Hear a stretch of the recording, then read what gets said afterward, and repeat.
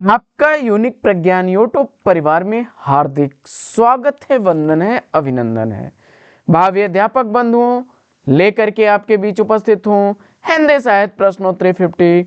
और आज की प्रश्नोत्तरी 50 प्रारंभ की जाए उससे पूर्व देखते हैं आज का मॉर्निंग कोट्स।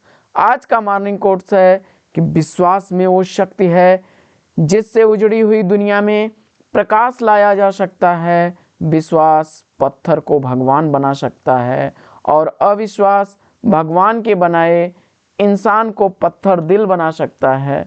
तो साथियों, इसी मॉर्निंग कोट्स के साथ प्रारंभ करेंगे हिंदी साहित्य प्रश्नोत्तरी 50। और प्रश्नोत्तरी 50 का पहला प्रश्न आप तक पहुंचे इससे पूर्व अगर वीडियो को पहली बार देख रहे हैं अथवा चैनल पर नए हैं तो कृपया चैनल को सब्सक्राइब कर लें और बगल में बने हुए बेल आइकन से ऑल बटन को प्रेस करें जिससे कि आने वाले नए वीडियो की नोटिफिकेशन आपको सबसे पहले मिल सके। तो बिना समय गवाए प्रारंभ करेंगे पाठचर्या को और पाठचर्या में देखते हैं पहला प्रश्न।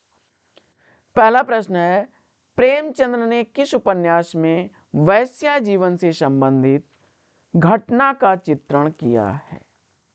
तो जवाब हो जाएगा इसका सेवा सदन में, जिसका प्रकाशन काल है 1918 ईस्वी। अगला प्रश्न है, उदय भान मुंशी प्रेमचंद के किस उपन्यास का पात्र है? तो उदय भान मुंशी प्रेमचंद द्वारा लिखे गए निर्मला उपन्यास का पात्र है। 1927 ईस्वी का प्रकाशन काल है। अगला प्रश्न है कि माटी हो गई सोना निबंध के निबंधकार कौन है? तो माटी हो गई सोना निबंध के निबंधकार हैं कन्हैया लाल मिश्र प्रभाकर और 1959 ईस्वी का प्रकाशन काल है। अगला प्रश्न, आछे के दिन पाछे गए संस्मरण के लेखक कौन हैं? तो आछे के दिन पाछे गए संस्मरण काशीनाथ सिंह द्वारा लिखा गया 2004 ईस्वी का प्रकाशित संस्मरण है। और अगला प्रश्न है कि भक्ति काव्य यात्रा इतिहास ग्रंथ के लेखक कौन हैं? तो भक्ति काव्य यात्रा इतिहास ग्रंथ राम स्वरूप चतुर्वेदी द्वारा लिखा गया इतिहास ग्रंथ है। अगला प्रश्न है कि दशरथ नंदन नाटक के नाटककार कौन हैं? तो दशरथ नंदन नाटक जगदीश चंद्र माथुर द्वारा लिखा गया 1974 ईस्वी का प्रकाशित नाटक है। अगला प्रश्न है कि किस्सा गुलाम उपन्यास का प्रकाशन वर्ष क्या है? तो किस्सा गुलाम उपन्यास रमेश चंद्र शाह का लिखा गया 1986 ईस्वी का प्रकाशित उपन्यास है।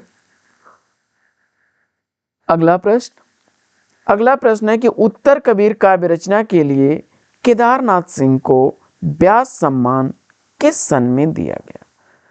तो जवाब हो जाएगा 1997 ईस्वी।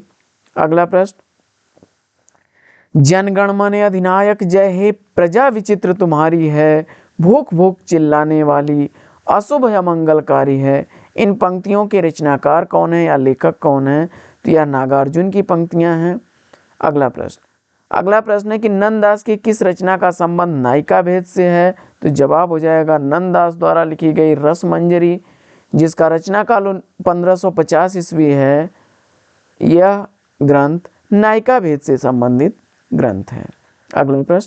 अगला प्रश्न है कि परशुराम की प्रतीक्षा का प्रकाशन काल क्या है? तो रामधारी सिंह दिनकर द्वारा लिखा गया 1963 ईस्वी का यह प्रकाशित ग्रंथ है। अगला, रुकोगी नहीं राधिका कृति के रचनाकार कौन है? तो रुकोगी नहीं राधिका कृति उषा प्रियंवदा द्वारा लिखी गई 1967 ईस्वी की है। अगला प्रश्न है कि निराला की साहित्य साधना जीवनी के लेखक कौन है? तो निराला की साहित्य साधना निराला की जीवनी रामविलास शर्मा द्वारा लिखी गई है। 1969 ईस्वी का प्रकाशन काल है। अगला प्रश्न है कि देवरानी जेठानी की कहानी के लेखक कौन है? तो देवरानी जेठानी की कहानी पंडित गौरी दत्त की रचना है। और अगला प्रश्न है, शिवपालगंज किस उपन्यास से संबंधित है? तो शिवपालगंज का वर्णन श्रीलाल शुक्ल द्वारा लिखे गए राग दरबारी से है। 1968 ईस्वी का रचना काल है। अगला प्रश्न, अंधा युग किस नाट्य विधा के अंतर्गत है? तो अंधा युग धर्मवीर भारती द्वारा लिखा गया 1955 ईस्वी की नाट्य विधा गीत नाट्य विधा है। इसे गीत नाट्य अथवा काव्य नाट्य कहते हैं। अगला प्रश्न, अगला प्रश्न है कि दो राह समय के रथ का घर घर नाद सुनो, सिंहासन खाली करो कि जनता आती है। यह पंक्ति किस कवि की है? तो यह जनतंत्र का जन्म से अवतरित पंक्तियां रामधारी सिंह दिनकर की हैं। अगला प्रश्न है कि युगवाणी के रचनाकार कौन है? तो युगवाणी कृति के रचनाकार सुमित्रानंदन पंत हैं। 1939 ईस्वी इसका प्रकाशन काल है। अगला प्रश्न है कि आर्य समाज की स्थापना किसने की? तो आर्य समाज की स्थापना दयानंद सरस्वती जी ने 1867 ईस्वी में की। अगला प्रश्न है कि गीत फरोश किस कवि की रचना है? तो गीत फरोश भवानी प्रसाद मिश्र द्वारा लिखी गई 1956 ईस्वी की रचना है। अगला प्रश्न, शिव सिंह सरोज किसकी साहित्य इतिहास रचना है? तो शिव सिंह सरोज शिव सिंह सेंगर द्वारा लिखा गया हिंदी साहित्य का इतिहास ग्रंथ 1883 ईस्वी जिसका रचना काल है। अगला प्रश्न, रामकृष्ण मिशन की स्थापना वर्ष क्या है?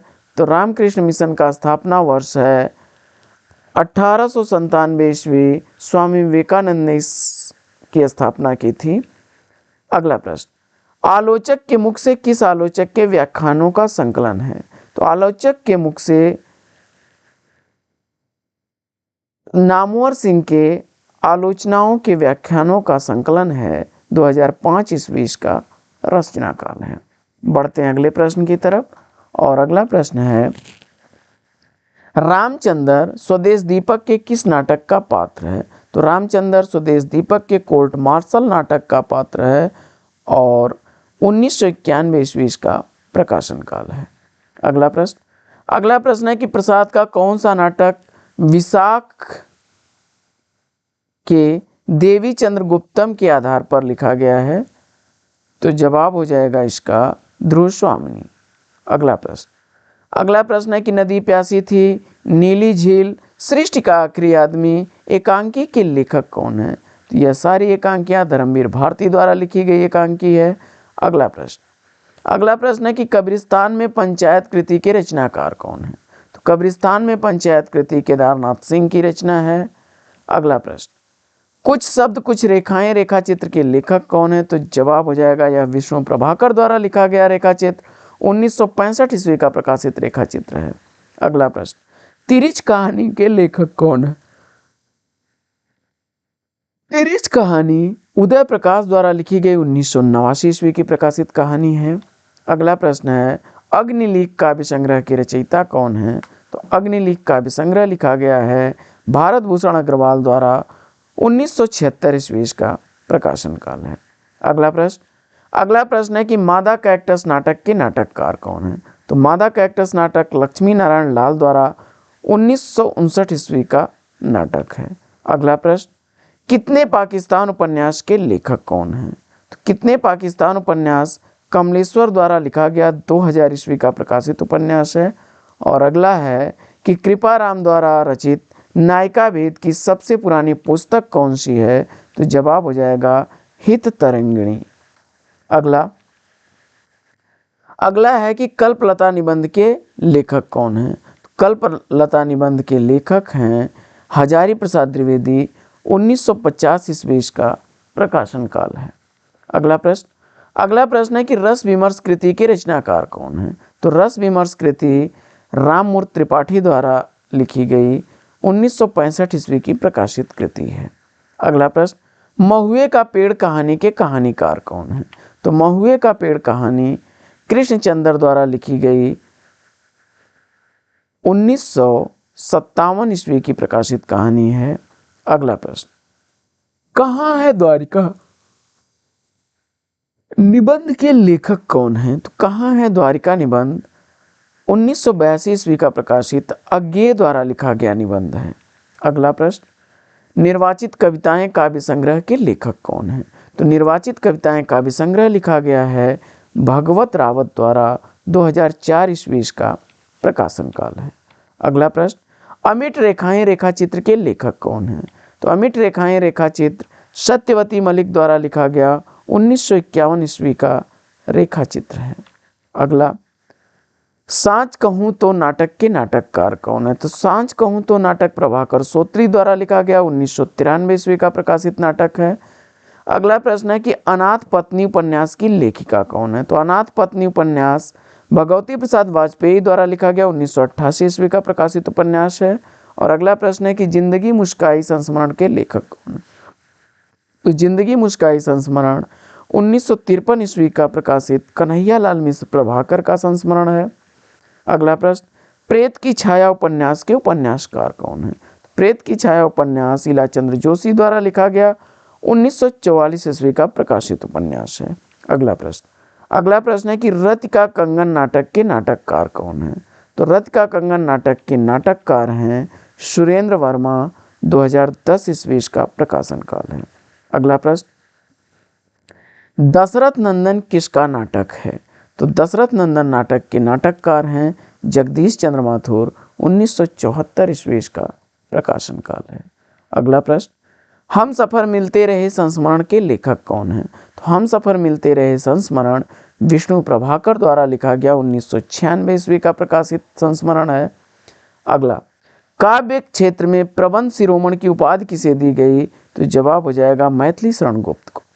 अगला प्रश्न है कि चारुचंद्र लेख उपन्यास के उपन्यासकार कौन है? तो हजारी प्रसाद द्विवेदी द्वारा लिखा गया चारुचंद्र लेख उपन्यास 1963 ईस्वी का प्रकाशित उपन्यास है।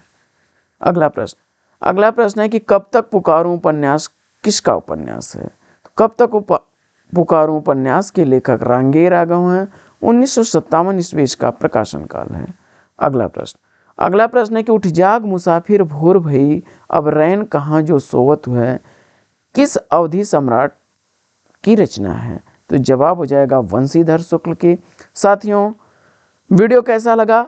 वीडियो से संबंधित पीडीएफ प्राप्त करने के लिए आप टेलीग्राम चैनल यूनिक प्रज्ञान ज्वाइन करें, जिसका लिंक आपको वीडियो के डिस्क्रिप्शन में मिल जाएगा, अथवा आप स्क्रीन पर देख सकते हैं UNIQUEPRAGYAN